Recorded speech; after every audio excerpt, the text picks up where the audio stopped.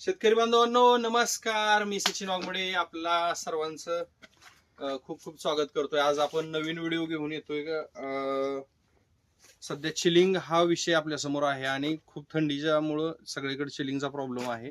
पण सुरुवातीपासूनच आपण क्लिअर करण्याचा प्रयत्न करू का चिलिंग म्हणजे काय, काय येतं, त्याची काय कारणं आहेत आणि त्याच्यावरती कंट्रोल कशा पद्धतीने करता येईल किंवा कशा पद्धतीने त्याच्यावरती आपण मात करू शकतो. आणि हा व्हिडिओ मात्र सगळ्यांनी शेवटपर्यंत नक्की बघा, कारण हा स्पेशल व्हिडिओ आपल्यासाठी बनवतोय. तर सगळ्यात पहिल्यांदा आपण चिलिंग म्हणजे काय बघूया.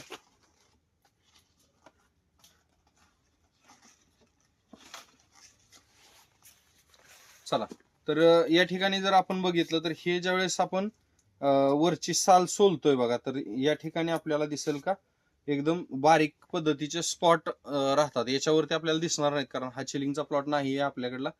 प्रत्येक प्लॉट हा विदाऊट चिलिंगचा आहे. आपण त्याच्यावरती 100% चिलिंगवर मात करतोय. आणि एक्झॅक्ट चिलिंग म्हणजे काय होतं बघा, मी तुम्हाला थोडक्यात चला, तर काय काय राहतं बघा, याच्यामध्ये वरून जे आपण न्यूट्रिशन देतो ते न्यूट्रिशन ह्या पेशींच्या माध्यमातून आतमध्ये याला पुरवलं जातं. आणि याच्या माध्यमातून जे वरच्या सालीला पाणी द्यायचं काम राहतं ते सुद्धा ह्या पेशींच्या माध्यमातून राहतं. आता चिलिंग म्हणजे काय प्रॉब्लेम होतो, तर ह्या पेशी फक्त बंद पडतात. हा बंद पडल्या का ह्या तांबडट कलरच्या पडायला चालू होतं आणि ह्याच पेशी तांबड्या कलरच्या इथं दिसायला चालू होतात. आता शेतकरी बंधूंनो, ह्या तांबड्या कलरच्या जर पेशी झाल्या तर काय होतं का, वरचं न्यूट्रिशन आतमध्ये जात नाही, आतून पाणी वरती मिळत नाही, कारण ह्या सेल मधल्या बंद पडलेल्या असतात. आणि आपल्याला माहिती आहे का, ह्या सेल बंद पडल्यामुळे याच्यावरती सगळ्यात म्हणजे त्रासदायक म्हणजे आज काय आहे तर मुळी आहे.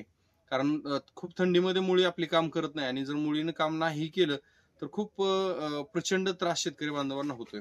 आता हे आपण चिलिंग म्हणजे काय समजून घेतलं, पण याच्यानंतर आपण बघूया की एक्झॅक्ट ह्याच्यावरती कशा पद्धतीनं मात केलं पाहिजे. शेतकरी बांधवांनी ज्यांच्या बागेमध्ये अशा पद्धतीचा माल आहे त्यांनी काय करायचंय तर रात्रीच्या वेळी भरपूर प्रमाणामध्ये पाणी द्यायचं. रात्रीच्या वेळी द्यायचं कारण काय, मी तुम्हाला इन डिटेल्स मध्ये याच्यामध्ये समजावण्याचा प्रयत्न करतो बघा. की वरून इकडं इकडे घ्या थोडस जवळ. वरून जिथं जिथं थंड हवेची लहर वरून ह्या मातीमध्ये शिरायला जागा आहे तिथपर्यंत थंड हवेची लहर ह्या मातीमध्ये शिरते. आणि थंड हवेची जी लहर आहे त्या मातीमध्ये शिरल्यामुळं त्या मुळीला काय होतं का, मुळीचे टिप्स क्लोज होतात. टिप्स क्लोज झालं का न्यूट्रिशन अपटेक करायचं पूर्ण मुळी थांबवते. आणि मग याच्यासाठी काय करायचं की रात्रीच्या वेळी भरपूर पाणी दिल्याच्या नंतर काय होतंय बघा, की जमिनीमध्ये खालून जेवढा पद्धतीनं त्या पाण्यानं जमीन भरून येईल तिथपर्यंतच वरून हवा थंड पद्धतीशी जाणार आहे. आणि थंड पद्धतीने म्हणजे थंड हवा ज्या वेळेस वरून जाणार आहे त्यावेळेस ती मुळीला बंद पाडेल. तर त्याच्यासाठी आपल्याला जेवढ्या प्रमाणात रात्री थंड जेवढ्या रात्री अगदी भरपूर प्रमाणामध्ये जर आपण बघितलं तर या ठिकाणी पाणी दिलेलं आहे. म्हणजे पाणी दिलं तर त्या पद्धतीनं तुम्हाला खूप चांगल्या पद्धतीने तिथं सपोर्ट मिळून जाईल.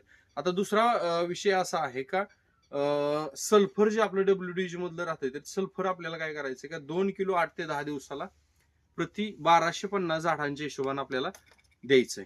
आता हे दिल्याच्या नंतर परत आपल्याला याच्यावरती खूप एक चांगला पर्याय म्हणजे मुळी ज्यावेळेस मी बघतोय आज महाराष्ट्रातनं बरेच शेतकरी मला किंवा गुजरातच्या काही भागातनं शेतकरी कॉल करतायत की साहेब मुळी चालू होत नाही, मुळी चालू होत नाही. तर मग या सगळ्या शेतकऱ्यांना माझं एक सांगणं आहे की जिथं मायक्रोरायझर तुमचं काम करत नाही अशा पद्धतीचा जैविकॉनची एक ईएम नावाची जी एक बॉटल आहे, ही ईएम नावाची बॉटल काय आहे शेतकरी बांधवांनो का, मुळीसाठी हा खूप जबरदस्त तुम्हाला प्रोडक्ट उपलब्ध करून देण्यात आलाय.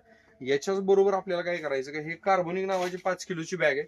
5 किलो कार्बोनिक आणि 2 लिटर ईएम हे आपल्याला सोबत घ्यायचंय. आणि हे सोबत एकत्र देऊन प्रति एकराला जर तुम्ही 2 लिटर ईएम आणि 5 किलो ऑर्गॅनिक कार्बन म्हणजे जो तुमचा कार्बोनिकची बॅग आहे